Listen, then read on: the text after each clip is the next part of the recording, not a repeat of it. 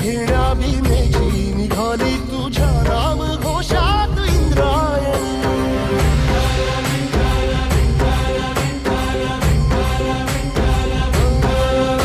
भिडे आसमंती ध्वजा वैष्णवांची उभी पंढरी आज नानावली.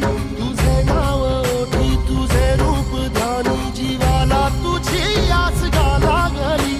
जरी बाप साऱ्या जगाचा परिपूर्ण